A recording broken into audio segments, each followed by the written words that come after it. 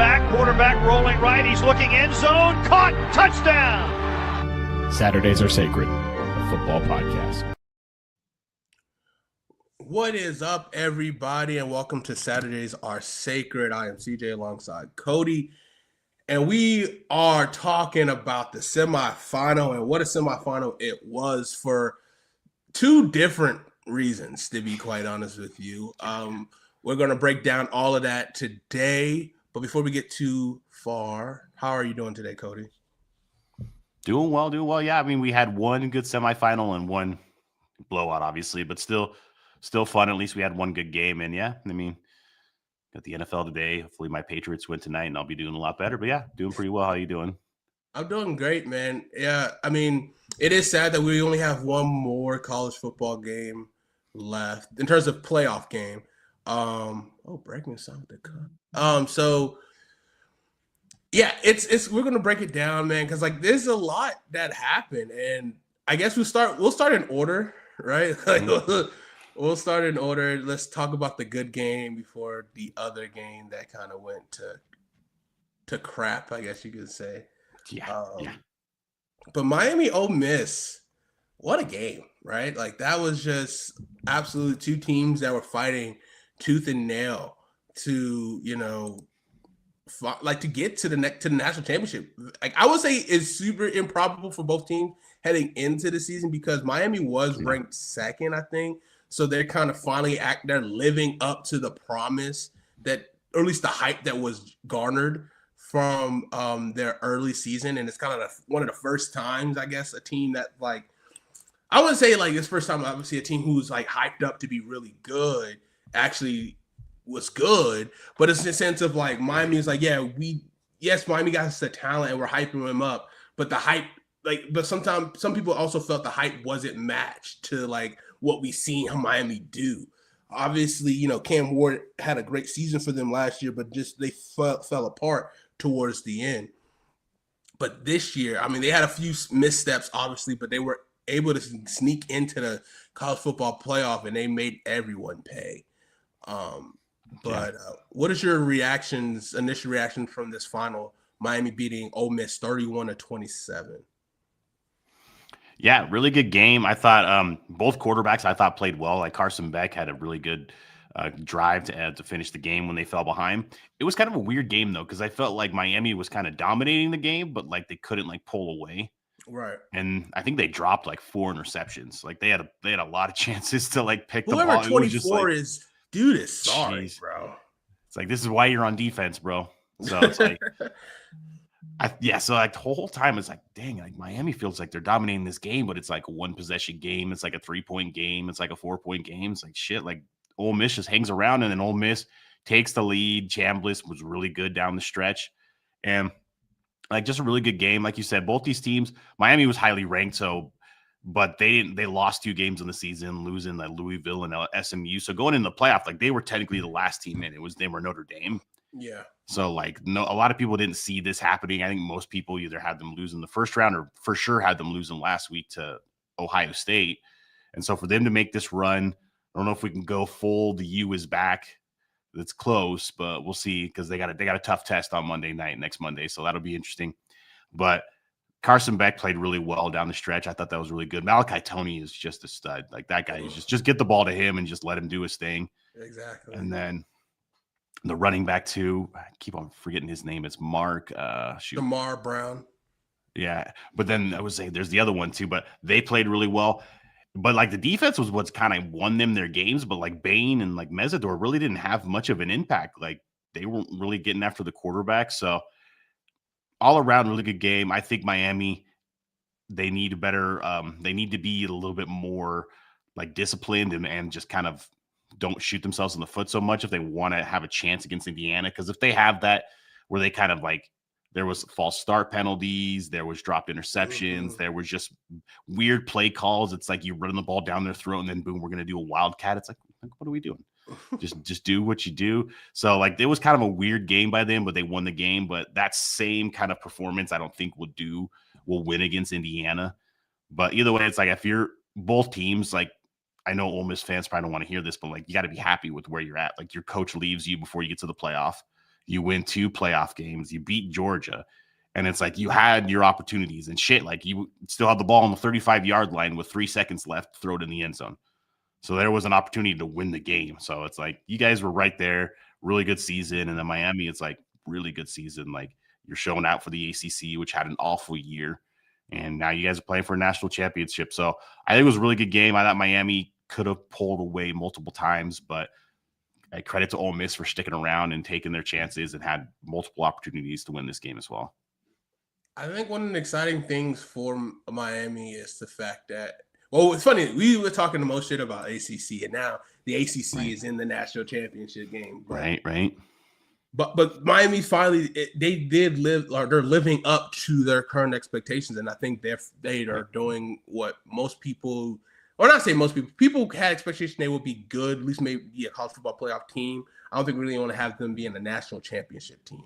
But the way they've played, the way they, I would say they limit their mistakes, but they didn't turn the ball over too much. Actually, they might have lost the turnover battle. Actually, they did lose the turnover battle by 1. So, but it was 1 interception, but they was able to make up for it.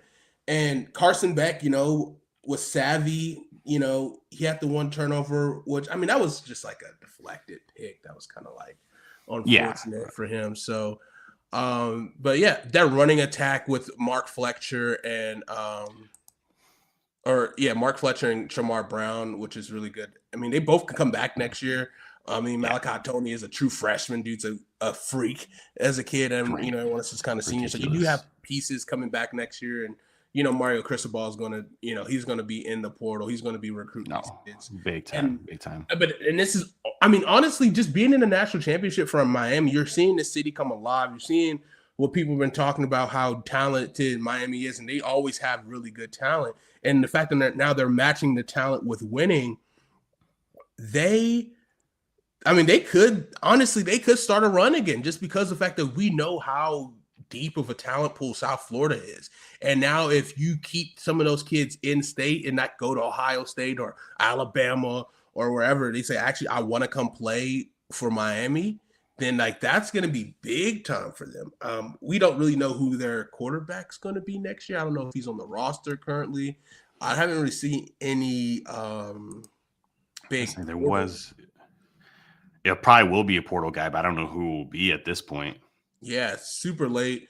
But maybe they just like one of their guys on their roster. They got a kid named Judd Anderson, 6'6" freshman from Georgia. They got a kid named Joe Broshear, 6'3" quarterback from Florida. There's a true freshman, Benny Gonzalez, and there's a lot of young quarterbacks they have on their roster.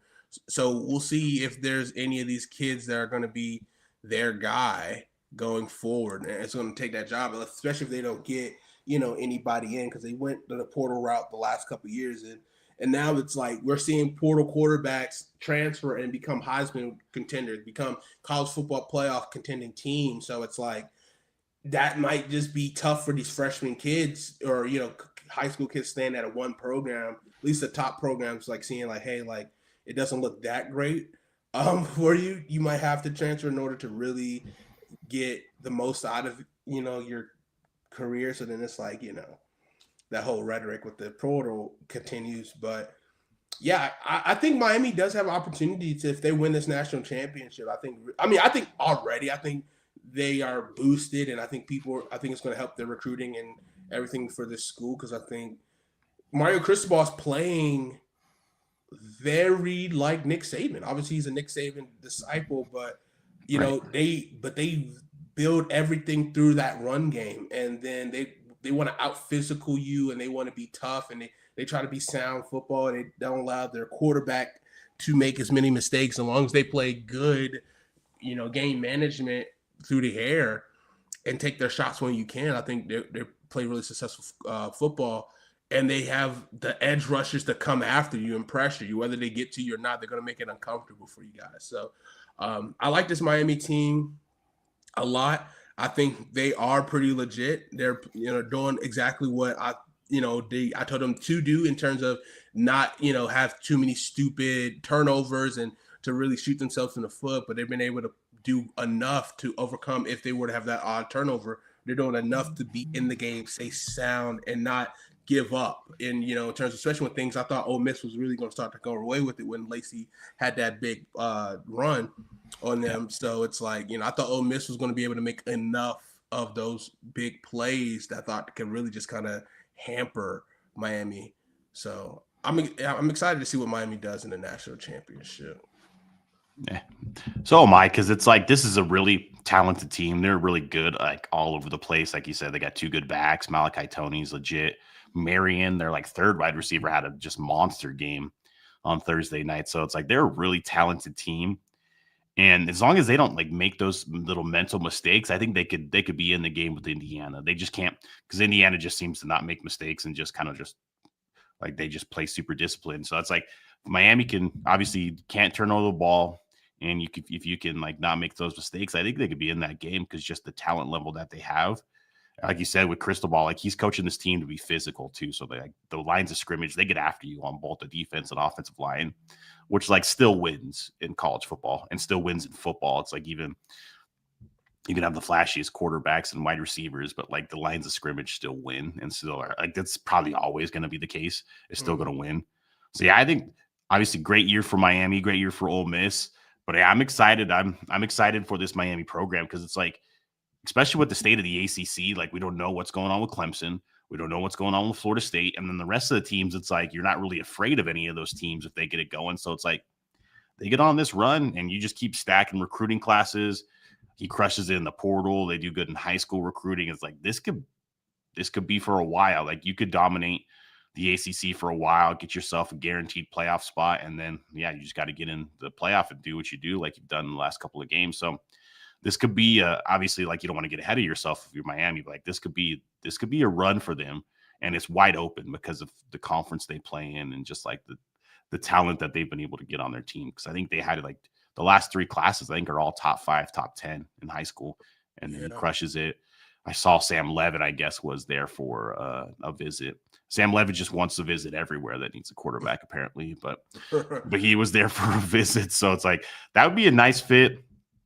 I'm not as much on the Levitt train like I was before the season, but I think it's shown you got Cam Ward and Carson Beck in back-to-back years. So it's like you show that you can just plug in a transfer quarterback and your offense is fine.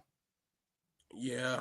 I am worried. I mean, I think Miami has the ability to do that, as whether or not they can keep that focus and they can stay disciplined and Mari Cristobal continues to have that messaging. Because, I mean, I think Manny Diaz is a guy I think he's definitely hungry to try to – he can recruit the hell out of any state, to be honest, where he's at. So Duke can be – I think Mensa's coming back for another year for them. So maybe they won ACC this past year, so maybe they'll actually be able to do it without losing 5 games.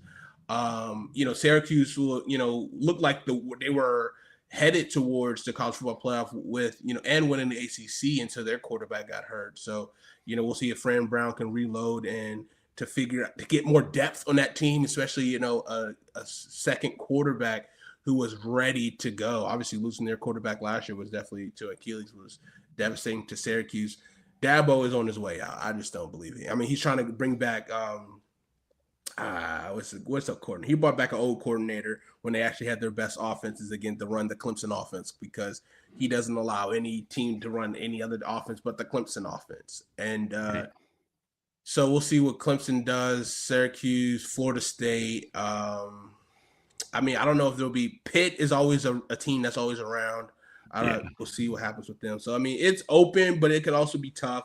But Miami has to be disciplined and to just really – continue to grow naturally, which I think they're on that trajectory. But again, like Miami can be their biggest opponent versus any other team that they play. It's themselves.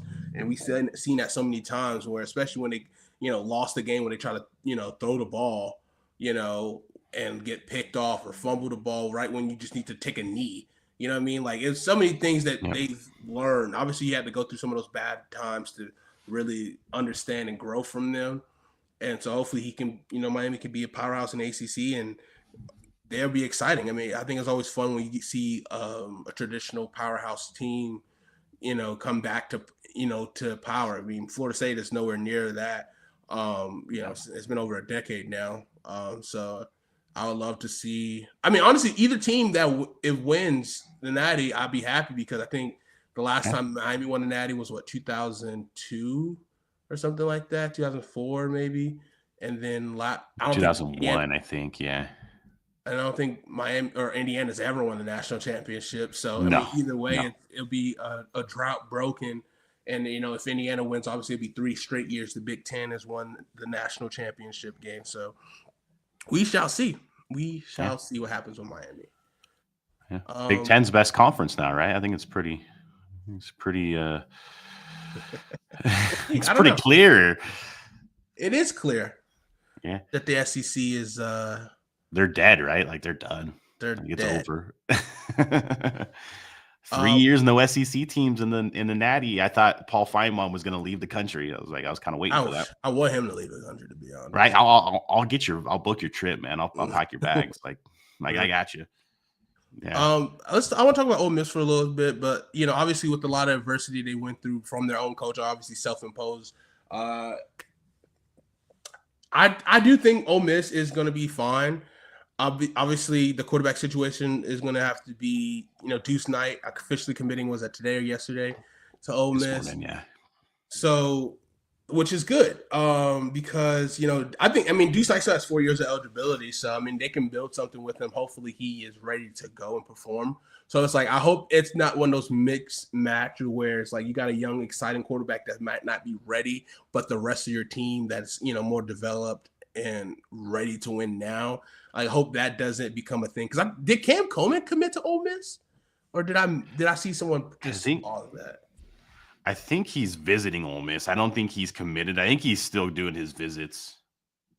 Because if Ole Miss can get Cam Coleman, obviously that will help. Because if Cam Coleman, who was at Auburn with Deuce Knight, who's at Auburn, they already have a little bit of synergy in practice the past year. That could help, especially being a nice little safety blanket for Deuce to kind of really explode. And he has a good coordinator that's going to nurture him and have a good offense for him to succeed. I think Ole Miss will be exciting. They'll be a really exciting football team, and to continue to maybe, take another step in the SEC. Because, they're probably the top. They're probably number 1 or 2 team right now in the SEC. Obviously, Tennessee, you never know if they'll get their offense right, if they get the right quarterback. Alabama, I don't know about Alabama. No. I think they're taking a step down. Florida, maybe John Summerall can get it right in 1 year, but you got to see it to believe it. Obviously, Texas A&M is up there, but they kind of falter towards the end of the season. Right. And then could we see any other new? Texas, will they be with Arch now? Finally, he getting comfortable with another year under his belt where he'd be ready to go and really just start, ascending. So, but I think Ole Miss, because they have a pretty good nucleus over the last couple of years and some really good players and some players that was on this run coming back. Mm-hmm. I can see Ole Miss being the second best team and being back and being in the SEC championship game next year for sure. Yeah, I agree. This was a really good showing for Golding in this playoff because that was the biggest question mark. It's okay, well, what's this staff what's it gonna look like? I thought he coached really well. The defense was actually better in the playoff than they were through most of the year, and it's that's what he does. So it's I thought he looked really good. Now, obviously, it'll be different when you have a full season, but you played Georgia and Miami back-to-back weeks. That's pretty tough, and you hung tough with both of them. So I think, Deuce Knight, we'll see. Maybe you go and get another veteran transfer quarterback just in case Deuce Knight's not ready, just to have somebody there. I don't know who they got on their roster behind, because I think Simmons already jumped in the transfer portal, right? Yeah, he left. He's looking like he's going to Missouri. So Mizzou, okay. So it's maybe he comes back around, but that's a good pickup. I think Deuce Knight has a lot of talent. Maybe he's not your day one starter just because he's super young, but he'll probably be your eventual starter. But if you're looking at the SEC, I think Georgia is probably still number 1 just because of Kirby Smart, but there's some question marks there. And then, of course, Texas. I think Texas A&M, but I think Ole Miss is right there with all 4 of those teams. I think, and then, I'm with you. I think Alabama, I don't know. I think they take a step back. I'm not sold on Tennessee. I think it takes Summerall a few years to get Florida rolling. I wouldn't expect them to be kind of at the top of the SEC next year. So it's like you're in a good spot if you're Ole Miss. You got the momentum, and it's like now you've been on the big stage. So you're going to be able to get recruits in the portal. You're going to be able to get them in high school. And I think you can keep the momentum. Yeah, like Lane Kiffin started for you. You can go ahead and continue that momentum that you've had. And I think this program's in the right spot. I think they're going to be a good team again next year. I think Kewan Lacey comes back, so that's huge. He was really good for them. So, yeah, I'm excited to see about Ole Miss. And it's like I'm not going to lie. I was rooting for Ole Miss on Thursday night just because the whole Kiffin situation. I thought that'd be an awesome story. Because literally the reason he left was like, I can't win a title at Ole Miss. And like, it'd be pretty cool if they play for a title without you. They were super close, so that would have been cool. It's like, they're better set up to play for a title in the next 2 years than LSU is. Oh, for sure. So it's like, so I mean, his words could definitely come back to haunt him even more next year and the year after. And LSU's got they're kind of striking out on some transfer portal players. Like I don't know, they got an uphill battle. And I think a lot of players are going to think to themselves, like, this guy just kind of bounced on his team and they just played in the semifinal. So it's like, what's the next opportunity? If Texas comes open, is he going to bounce? If Alabama comes open, is he going to bounce? So it's like, I don't know. I don't know that. I think players are both transfer portal and high school players probably going to think twice about that. So, yeah, I think Ole Miss is set up for a while now. And I think if Pete Golding can kind of keep this momentum going and then get them to play better defense, because that's something they never really did under Lane Kiffin, I think that's like they could definitely be a top program in the SEC for a while. Yeah, and he hired a defensive coordinator, which I thought that might be something he might try to be, kind of like a Brent Venables, be the coordinator and the head coach. I know he talked about he did consult Brent and say, how did you manage it? But the fact that he did hire a defensive coordinator says to me that like he's going to take this seriously and really have this imprint across the team and be able to be, versatile and be helping the offense as well. So I'm really excited to see what he does with a full year, a full off season. Right. See if he can, bring some of those old Alabama ties to this,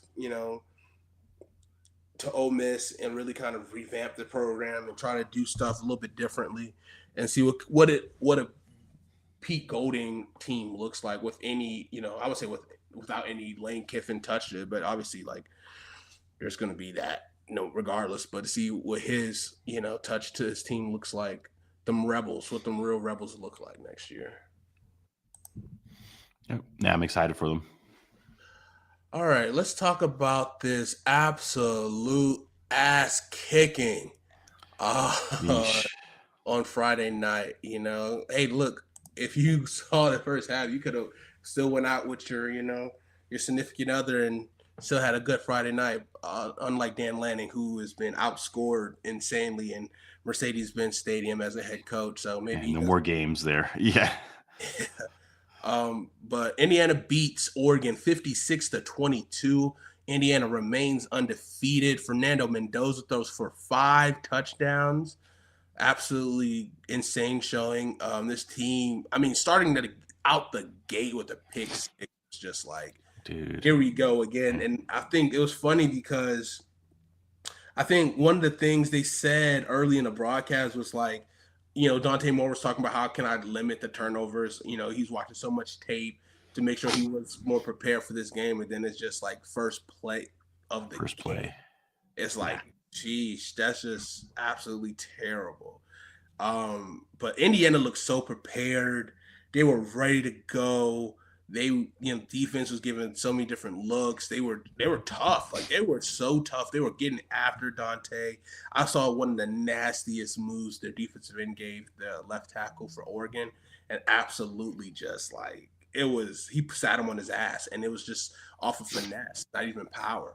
And like, this is not your mama's Indiana. This is not your granddaddy's Indiana team. Like, definitely this is not. A new Indiana that is well prepared, that plays sound football, that runs the ball well, that can throw the ball well. They get after you. They, can stop you through the air. Like, this is a very, very complete team. And Cignetti is just, he's the right man. And it's like, he had the opportunity to go anywhere, but no one looked at him. No one gave this man any kind of like look at. I mean, he wanted to go to West Virginia. He's from West Virginia. He played at West Virginia.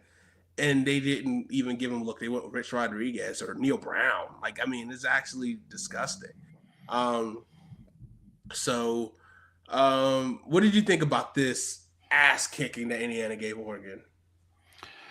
Total ass kicking, dominant victory. I mean, this Indiana team, every time you watch them, it's like every time I see them, it's like, damn, do they have any like weaknesses? Like, what is something they don't do well? Because they run the ball well, they pass the ball well, they get after the quarterback, they're good in the secondary. It's like they tackle well. It's like, what do they not do well? It's just like, damn, like I don't like, where do you attack this team? Like, they got 3 good receivers, they got a couple good backs. Obviously, you have the Heisman Trophy winner, and then probably future number 1 overall pick at quarterback.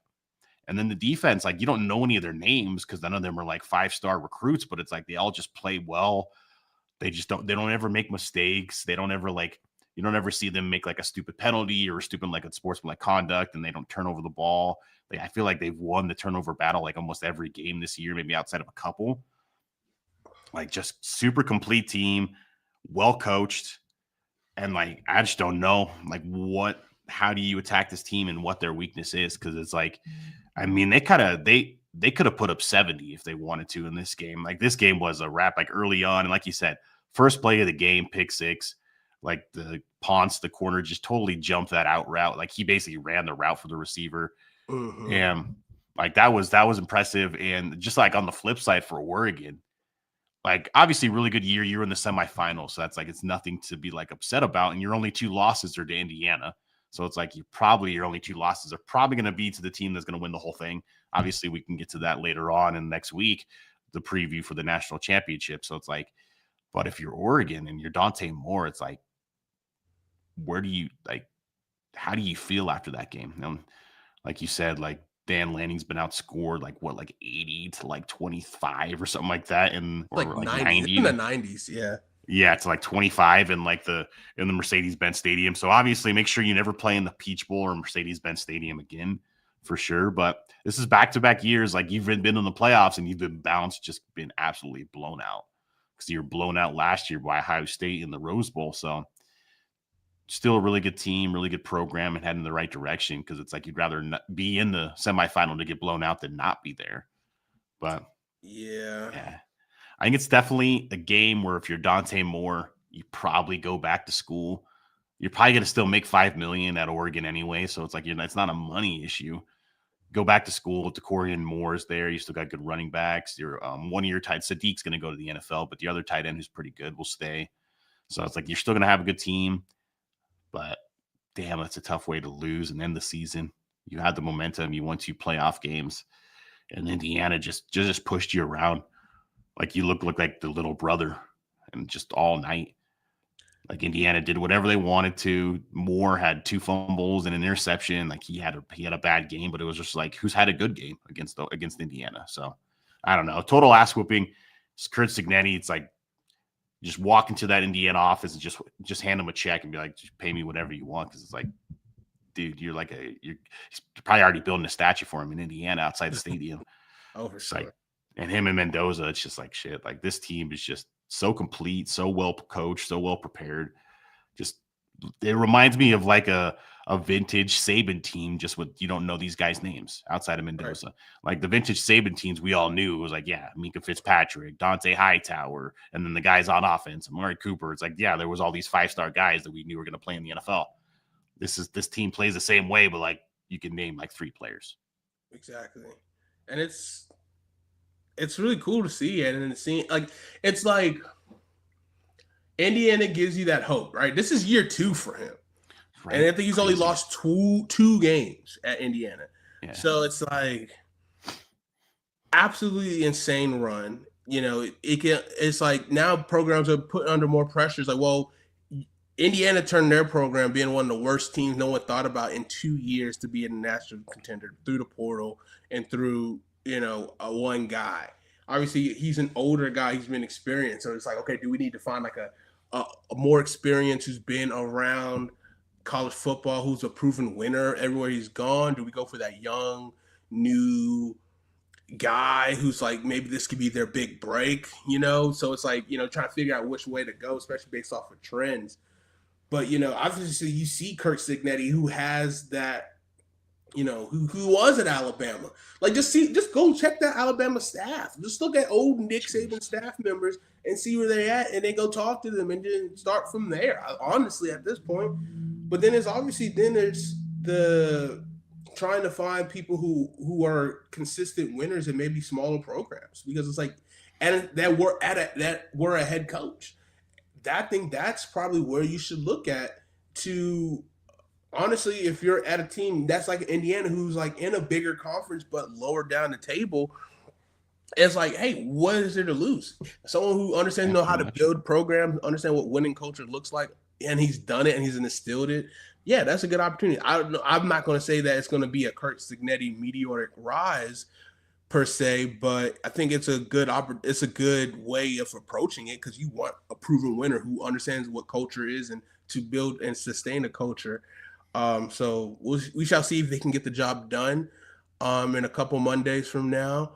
For Oregon, man, it's brutal. Like, everyone, obviously, with the Nike money and the cool jerseys and everything like that, like, they have a lot of talent. Don't get me wrong. They're sending guys to the league, and I'm very grateful for Josh Connolly Jr., their left tackle last year, who's still like 20, 21. He's still super young.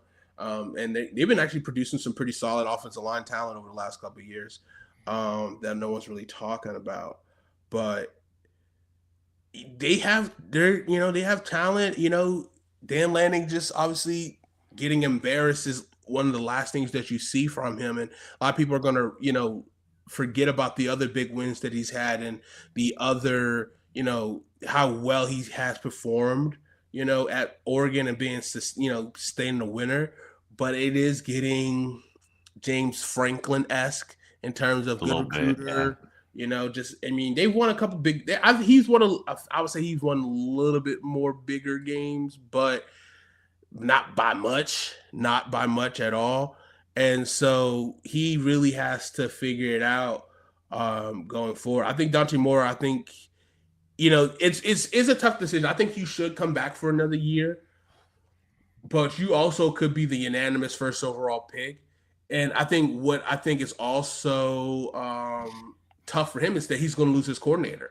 So it's like he's going to have to learn a new offense this year. So it's like, okay, would you rather learn a new offense in college or learn a new offense in the NFL? Right? Like, if you're going to be the first overall pick, you're going to get about $45-ish million guaranteed versus $5 to $7 this year. So it's like, either or, whatever you feel like is going to be best for your development. And then obviously Dan Lanning has done a pretty good job with the last couple of offensive coordinators that he's had at Oregon, from Kenny Dillingham to Will Stein, who both now went on to become head coaches. We'll see what Will Stein does as a head coach at Kentucky. But, I think Dan Lanning, I think he should still have a pretty good bag. I don't even know who they hired, actually. I don't know if they hired someone yet to be the next offensive coordinator. But that is the biggest caveat for me, because I think he definitely has a first round grade this year. So it's like, oh yeah. But it's like, okay, do you believe that the Raiders will have the right mental makeup to bring in someone that's going to be able to develop you as a quarterback?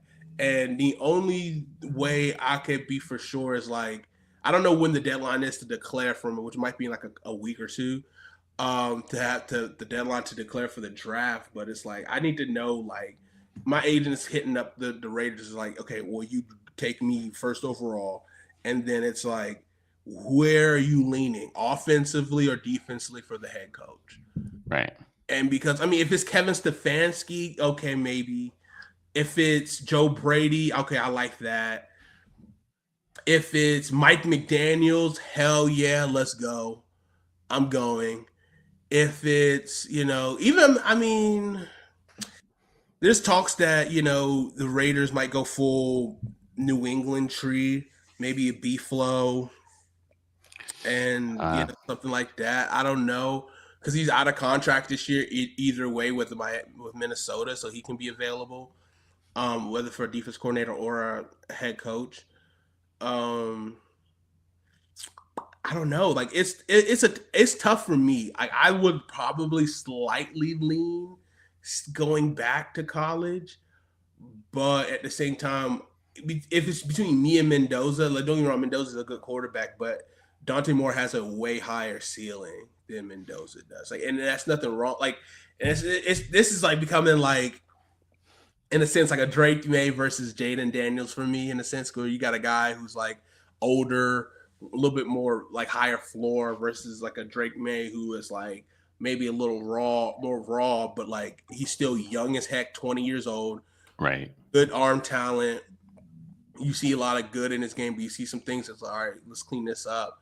And he can move with his legs. I mean, it's like, if you get the right system, the environment right, which, I mean, the Raiders have never had that. So that's why I'm like, I would probably slightly lean coming back, just because it's like, unless, there's enough groundswell where, I mean, you don't even know who the Browns are going to hire a coach. So, Giants don't need a quarterback. So it's like, I don't know. The Jets, maybe. Like, I would probably want to go to the Jets. Oh, I wouldn't. I mean, it's not a bad situation. I mean, they have one of the better offensive lines.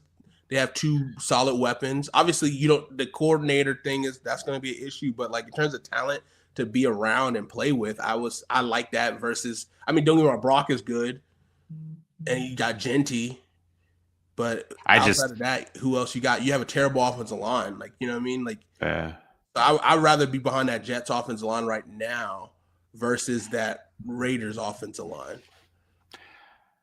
But I just look at the history, like the Jets, when have they ever done well with a young quarterback is my issue. So that's what I would worry about.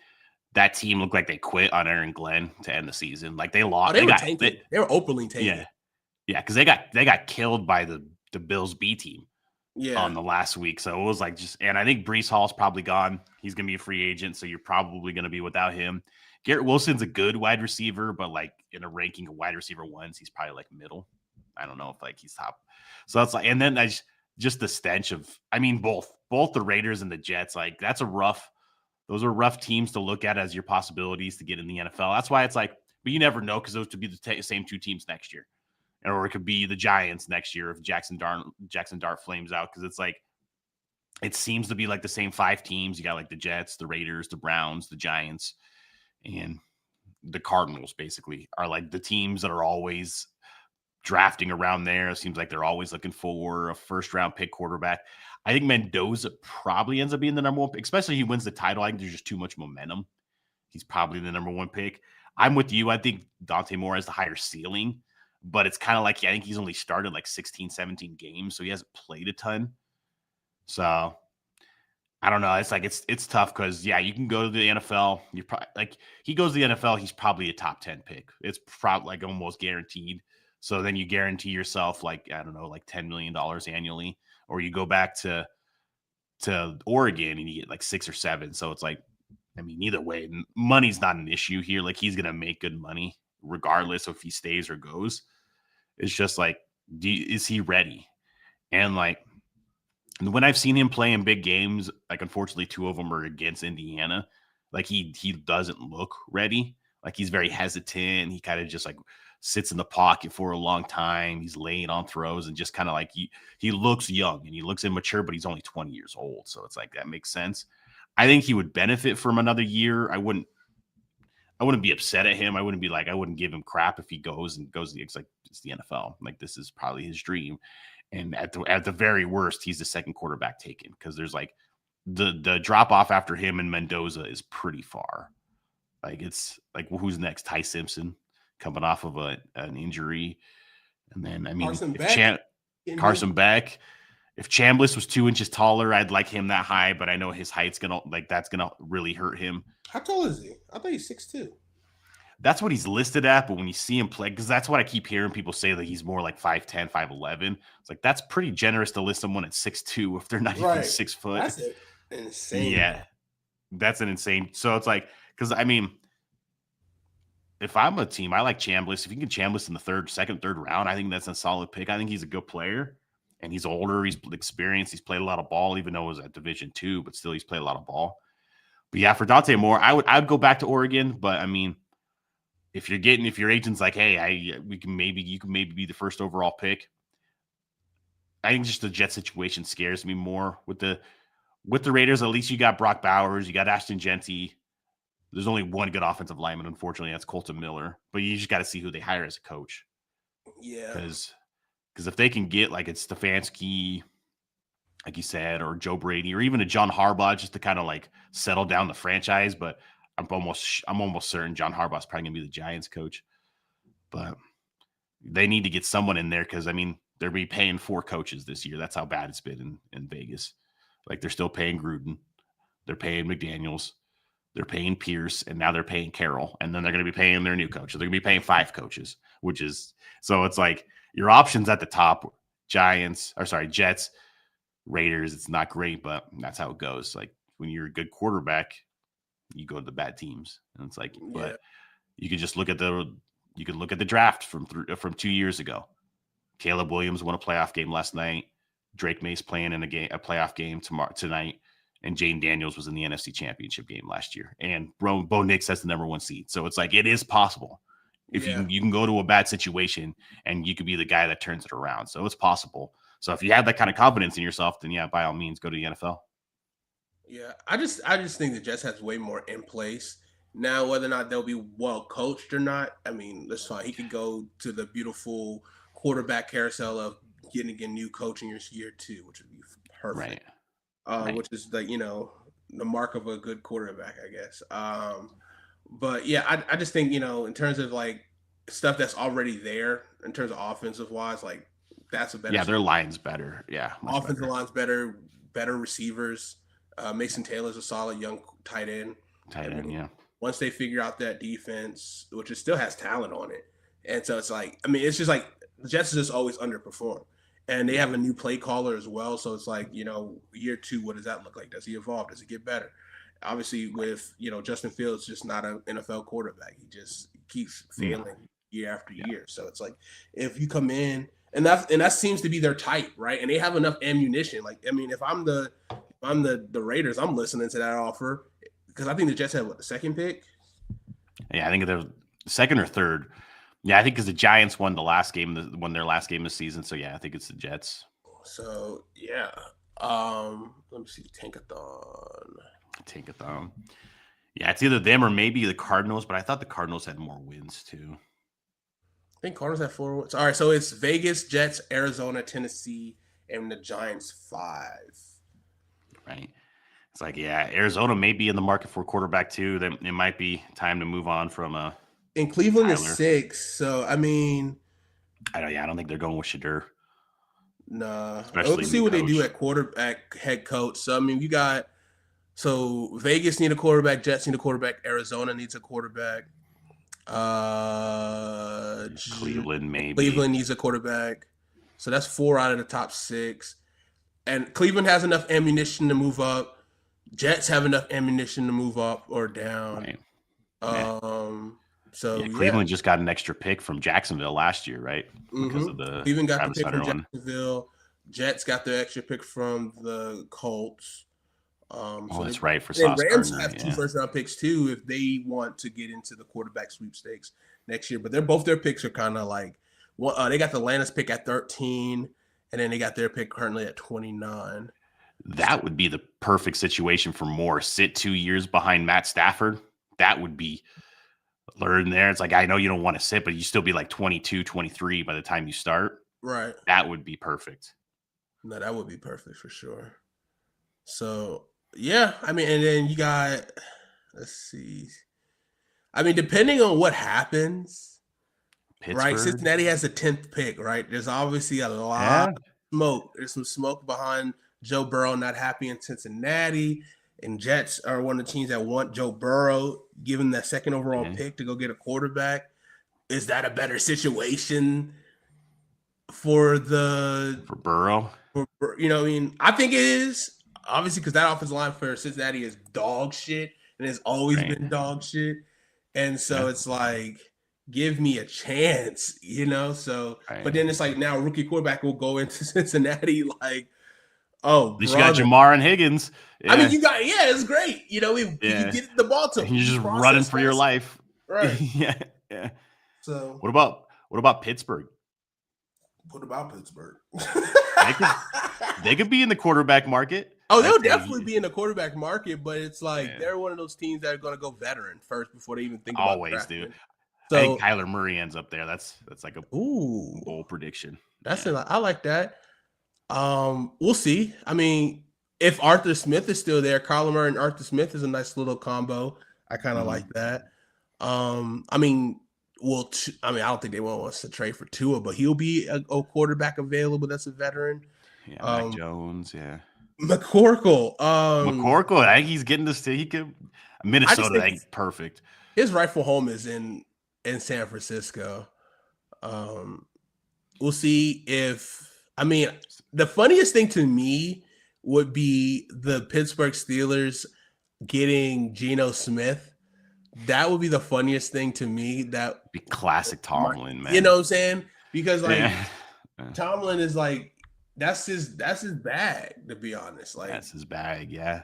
And because like old quarterbacks, to develop a quarterback was Kyle or Kenny Pickett, which I mean they went a quarterback in the worst, quarterback draft. Oh God, yeah. Malik Willis. Willis, they could get that chance. Everyone was like dogging him for not drafting Malik Willis, and everyone thought he was gonna go Malik Willis. Yeah, that could be. I like him a lot, actually. Yeah. And then maybe LaFleur gets fired. You just hire LaFleur as your OC. Get Malik Willis. Let's get rolling. I don't hate that at all. It's a lot of dominoes to fall, but a lot. But I mean, we can see it. I mean, yeah. I wouldn't even be surprised if the Cowboys fire Brian Schottenheimer to go after maybe a Harbaugh or LaFleur. I mean, LaFleur knows how to beat the Cowboys. He does know how to beat the Cowboys. It's not the hardest thing to do, but yeah. Right. Yeah. So, I mean, who knows? I mean, I'm hoping I think we are going to see some big time trades this offseason just because there are some desperate teams. Like, don't be surprised if Minnesota doesn't make a move. Like, because Minnesota will make like this like chess move type trade because I remember what was that year they drafted JJ McCarthy to get another pick in the end of the end of the first round pick, end of the first round. And then next, they had enough ammunition to trade up. So, I mean, are they completely sold on 9? I don't know. I mean, they pick 18 right now. So, it wouldn't surprise me if they went quarterback. I mean, depending on like Ty Simpson feels like a guy that could hit them. Like, I mean, they could go Carson Beck, who has a lot of starts. Like, I think Carson Beck and Ty Simpson will their stock will start to go. Like they're both going to be the Tyler Shuck, the Jake Hayner, the Brock Purdy, like hype train starts to go up because, one of the things that we're seeing with these most recent quarterbacks, especially in that 2024 quarterback class is quarterbacks with a lot of starts. I mean, Tyson doesn't have a lot of starts, but he is older of a quarterback. He's older. That has a lot of starts, right? Obviously last year before he, blew out his elbow, he had number 1 overall hype as a quarterback because big time. So it's like, or this year for sure. So if he, obviously wins the national championship, he's going to have a lot of hype. And if he plays another really good game that he did, I mean, I think Carson Beck is an NFL team's dream in terms of like traits. 6'6", he's mobile. He can actually run, sneaky fast. Good arm, decent decision making. Like he can read defenses decently. He has that boneheaded mentality sometimes because he wants to force throws. He does have a tendency to overthrow a little too often, so he has to work a little bit more on his mechanics and his footwork. But I mean, everything else is like, this is like a Trevor Lawrence light in a sense. I don't know if he has the same arm strength that Trevor Lawrence has to really just kind of drive the football, but I think he's good enough to where like, you know what, I can see something in him and we'll give him a shot. That wouldn't surprise me. Yeah, especially in this class. I mean, like he could find himself at the end of the first round, early second round, especially if he has like a good combine. And you beat Indiana in a week and a half, like that's going to rise your stock big time. Like that's going to, especially if he goes out there, throws like 2-3 touchdowns, has a good game, clean game, no turnovers, no bad mistakes. Like this, yeah. Especially like say like in the next week, Dante Moore says he's going back to Oregon. You're Carson Beck, like you could be playing for like a top 20 pick on Monday night against Indiana. You show out. Now you could also just shit the bed and then drop into the 4th round. So like maybe 3rd round, like that could. I don't know if it'd be that far because it's the quarterbacks. I don't There's think so many. He'll be a 1st round pick, and it just depends on how well he does. Like again, like there's a lot of quarterback needy teams. Like you said, the Vegas, the Jets, Arizona, whoever. I mean, I don't think Hollis coming back. If he does, that's crazy. Cleveland's quarterback needy. We'll see what happens with Cincinnati. Miami might be in there for a quarterback. You know, they could be. Yeah. So I don't think they're going with Quinn Ewers. I mean, he ended the season all right, but yeah. Indianapolis could be in for a quarterback. Minnesota could be in for a quarterback. Pittsburgh. There's a lot. The Rams, will they finally find a predecessor to Matt Stafford? Like, if the Rams go on to win a Super Bowl, does Matt Stafford hang it up and it ride up in the sunset, right? I mean, maybe McVay might ride into the sunset too again. True. So there could be a lot of quarterback needy teams, and I just think your Ty Simpsons. Don't be surprised if Ty Simpson go in the 1st round. Don't be surprised if Carson Beck goes in the 1st round. I think who else declared for the draft? I gotta look at who declared so far. Chambliss, I don't know. Like the height thing's still there, and like I think a lot of people were like, maybe it was that Lane, but like he just played 3 games without Lane and played really damn well. He played really good, and you saw him reading coverage. Like he saw him time. work through his progressions, and I think don't be surprised if he winds up a 1st round pick. And I think they're like the guys like Mac Jones, Malik Willis. I think will get opportunities. I think Kyler Murray will get probably like one last opportunity, and that's probably it from like the veteran quarterback market. Like, there's not a lot of veteran quarterbacks out there that are like. Does Daniel Jones stay the starter when he comes back from the Colts, or is he a free agent? Someone in because like he tore his Achilles so late in the season, so he's not going to be ready. So it's like, do they still go with AR next year to start the year? Do they bring someone else in? Do they let AR go and give him opportunity to play somewhere else? I mean, so you got Anthony Richardson, Riley Leonard, Tua, Kyler Murray, possibly Davis Mills, McCorkle Jones, Trey Lance. Because Willis. They also got DJU they're trying to develop in Chargers. So like Trey Lance could possibly find his way out there. Maybe DJU. Bazooka Joe maybe might get an opportunity to compete. Oh gosh. Mitchell Trubisky could be back in the market after, another year. Gardner Minshew. So it's like there's going to be guys that will be, whether they're seriously thought of or not, but there'll be guys that will get an opportunity if their contract is up and the team is desperate enough, depending on what this quarterback class looks like. Yeah, true. Would JJ McCarthy be on the market? It's like, shoot. Maybe, yeah. I always say Minnesota offer like, what do you do? What is that, at least 3 ones? Because Daniel Jones is a free agent. He only signed a 1-year deal. Yeah. Oh. But yeah, it's like if you're Minnesota, do you offer 3 ones, JJ McCarthy and another player for Joe Burrow? Team him back up with Justin Jefferson. Ooh-wee. It's gonna probably take at least 3 ones because if I'm Cincy, I'm taking But then you got Burrow and Jefferson. Like that could be a Super Bowl team there. And Addison and Hawkinson. That team was literally a quarterback away. Like we did last year. They won 14 games with with Sam Darnold, and then it's like, we're gonna stick with 9, and 9 can't stay healthy, and when he's on the field, he's not that good. Yeah.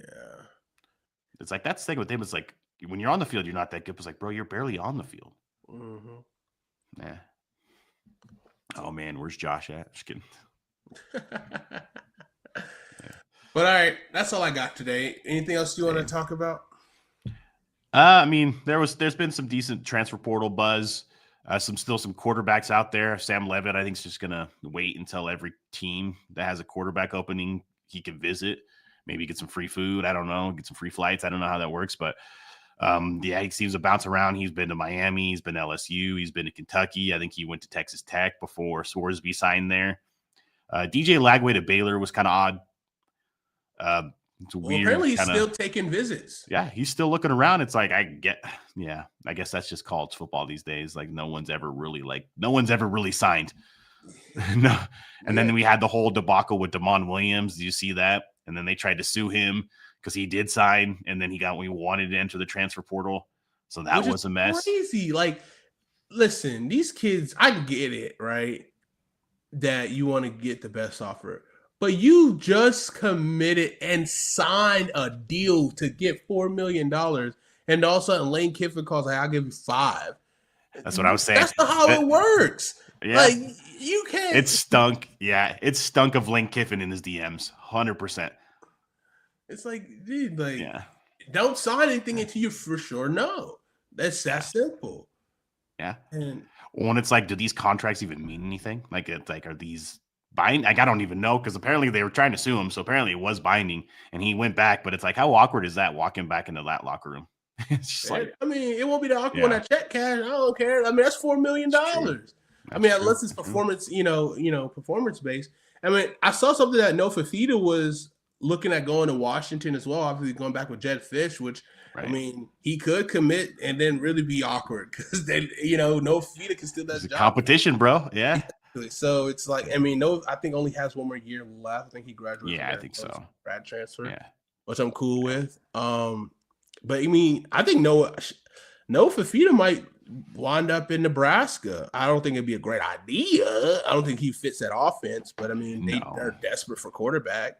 I saw that Kennesaw State quarterback under Jerry Mack, he just committed to Syracuse, which I think that's a big signing for Syracuse and Fran Brown. So I don't know. That's obviously a downgrade. But I mean, I think he could. I think No Fafita could still drum up some interest to go to a pretty good mid-major or better than Arizona school. So yeah, well, LSU still hasn't got a quarterback, so like he could end up being like, all right, well, him and Lane Kiffin, I think, would do good things. I think so. I mean, I've seen No Fafita be good when he actually has a good offense around him. I don't think he's like necessarily the guy to just do everything. Obviously when he had Ted McMillan and Coleman and I think he had I don't think he had Ja'Cory he only had Ja'Cory for a couple games before he became ineligible. But I mean, they tried. I mean, he was really committed to that program when he stayed there. So which I commend that. But yeah, it'd be interesting. I mean, portal's I feel like there's just a ton of people in there, but there's like not a ton of like most of the big names have landed. Cam Coleman, I guess, is still out there taking visits. Like I've heard Texas, I've heard Texas Tech. It was like all Texas, actually. Yeah. He's like, it's not about the money. And it's like Texas A&M, all the old money schools. Yeah. Like, sure, it's not about the money, bro. Like, it's like you could be upfront. Like, we don't care. Like, give it. Like, even still, if it's not, like, I get it. Yes, the optics of going to these, like, Texas Tech, and Texas A&M, like, those are your top 3 schools. But like they also do have good quarterbacks, so it's like Arch, Marcel Reed, and then Sorsby. Yeah. Okay, I get that. Like I wouldn't want to go to a team that it's like it's still unquestionable where your quarterback and stuff like that. Yeah. So I get that part. True. Yeah, you could end up with Jackson Arnold again, like that. Like that's how. Yeah, that's what you had to commit to as a freshman. But yeah. So there's been some decent transfer portal. I feel like there's just so many people that are in there now, but like it's hard to keep up.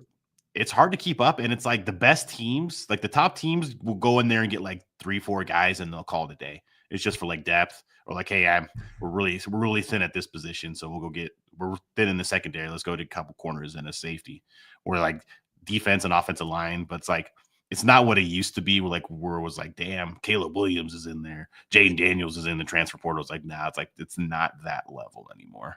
I mean, honestly, the real good teams, what they're doing is they're pulling kids to the portal that were with the no contact tag. So they're tampering. Let's just be honest. 100%. They're telling 100%. him, this is what we want you, and we want you to come here, and this is what we'll offer you.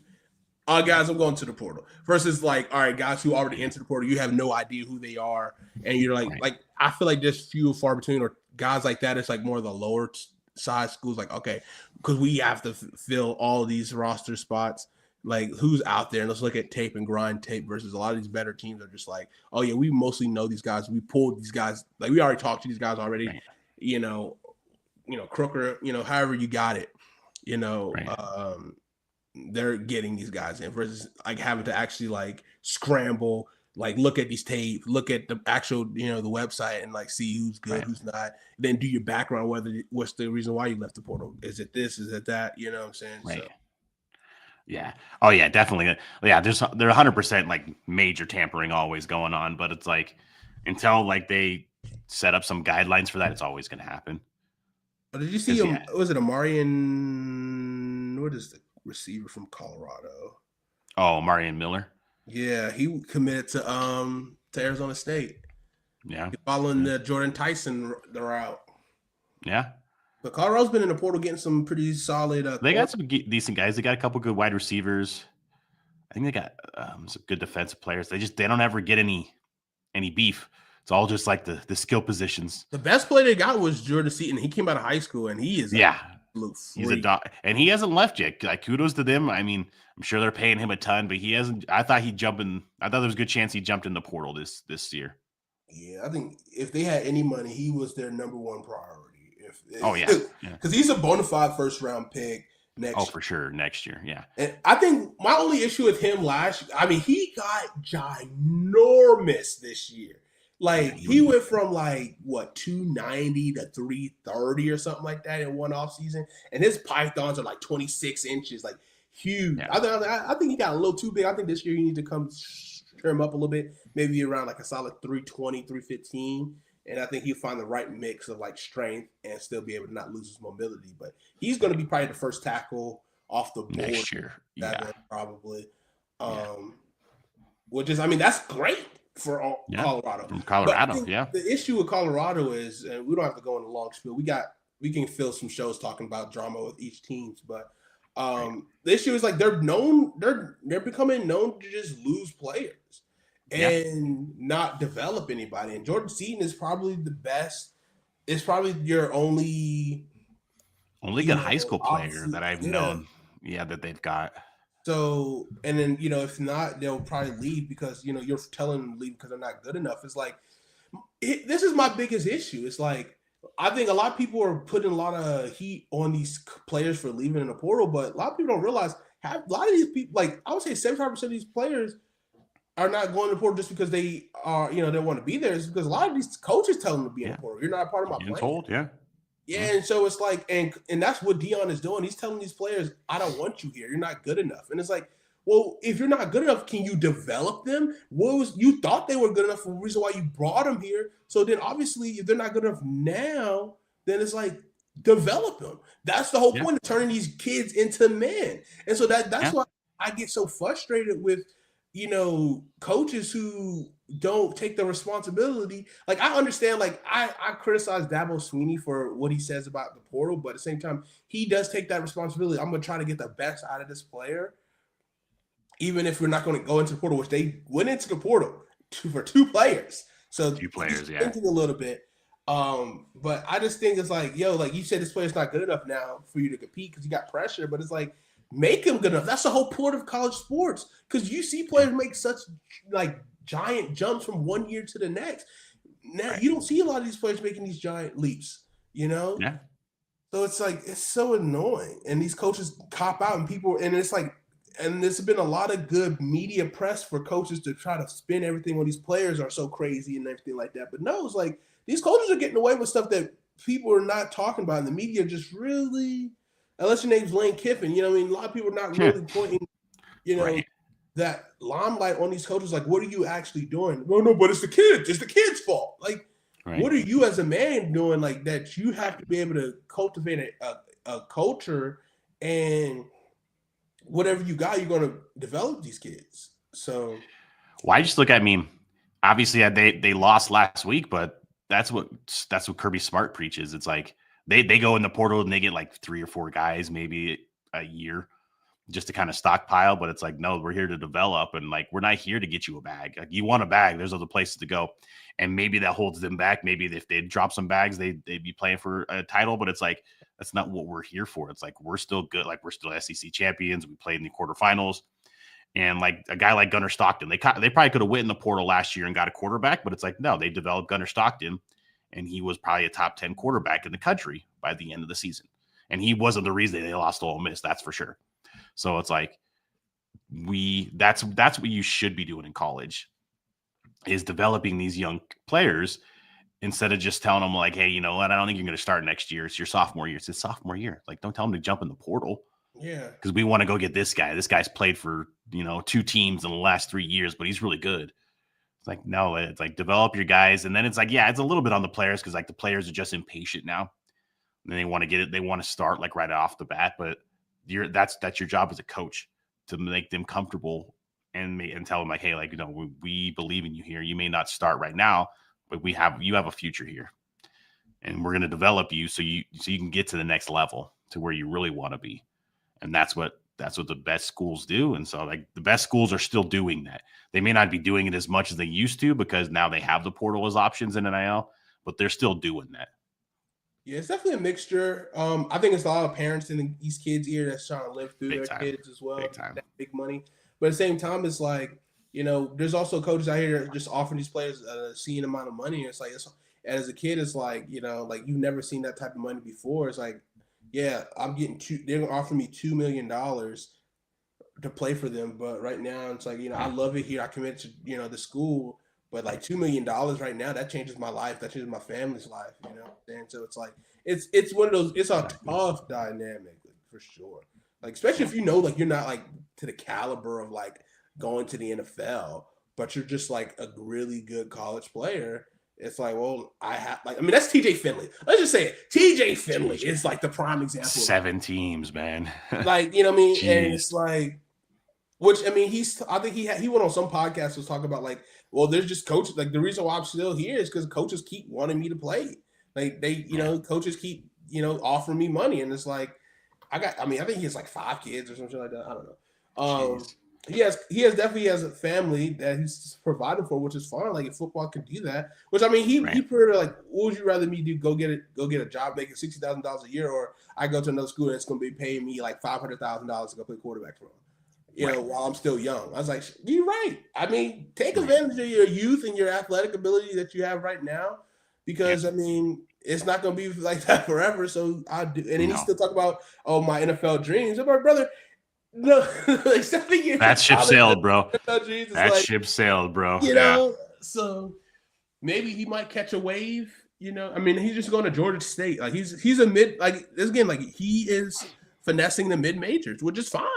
Yeah, you, but like for sure, don't be expecting. Maybe he might be a 10-year long-term vet in a league who's just always a backup on teams, and he just does like he'll be just a cockroach. No disrespect, like not trying to like be like a negative connotation with that, but like someone who's just hard to die, but he's like he knows what he has to do. He understands his role. He's a good role player, and that'd be crazy. He'll figure that out. Maybe that's him. Yeah. So. But we'll do our preview next week for the national championship game. An improbable national championship. Miami versus Indiana just sounds so 1990s, really. Big like time. It feels, actually it feels like a college basketball national championship, to be honest. Right. Madness. Right. But this is the new landscape of college football. And I'm okay with it. Like, obviously as a Georgia fan, I'm not okay with it. But like in terms of just like a fan of the sport, it's cool because it's like it's a different matchup. Like no one wanted to keep seeing like Alabama, Georgia every year. No one wanted to keep seeing Ohio State this team, Ohio State that team, Michigan that team. Like it's cool seeing not the traditional powerhouses in the national championship because they built something, right? And I agree. I think JMU is going to be that next super crazy story team that gets a chance, but everyone's going to be mad. Like I think that's the next step for our college football journey is for a G5 team to be in a national championship. That's the next we need to change something right away. That's when things will change for sure. Yeah, the big boys will be like all upset for sure. So, but yeah, I think it's cool because it's like you're giving money to teams that already have money. Like, you know what I mean? And you see how much that changes. Like the amount of money that Tulane and, JMU got, but then also the amount of money that the American and Sun Belt Conference got from them just being in one playoff game, that's going to be transcendent for those programs, like desperately. Like one of them Louisiana teams in those belts in the Sun Belt, and they are poor. They're so cash poor. And so now you got Southern Miss getting a couple $100,000 that it came out of nowhere, thanks to, JMU. So it's like, you can't be mad at that. No. So that's all I got. I'm excited to preview this game, look at some numbers, some stats, and see what happens. What quarterback will reign supreme? Will it be the Heisman winner, or will it be Carson Beck? So I don't know. I don't know which way I'm leaning. I think I know. Yeah, I think I know too, but I'll save it for next week. I think the line as of today is like 7.5 for it's pretty big for Indiana. So that says a lot, and I just that's really going to get them Michael Irving riled up. That Ray Lewis national championship game. I mean, it's a home game for Miami. So, but I mean, no matter what, like Indiana, they traveled. They took over Atlanta. That was a home game in Atlanta for them. Yeah. But the national championship prices on the secondary market are nasty. I saw they were like $4,000, $5,000 to get in.